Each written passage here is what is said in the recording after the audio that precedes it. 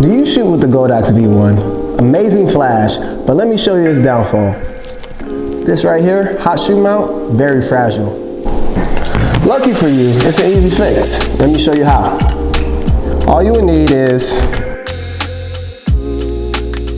so first you just want to unscrew these 4 screws.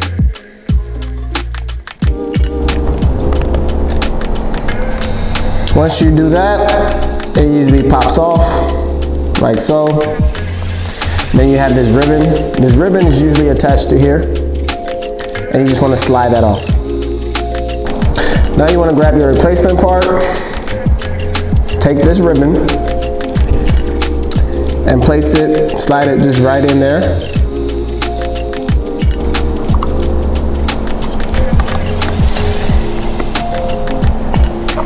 All right, and then you just put back the same screws.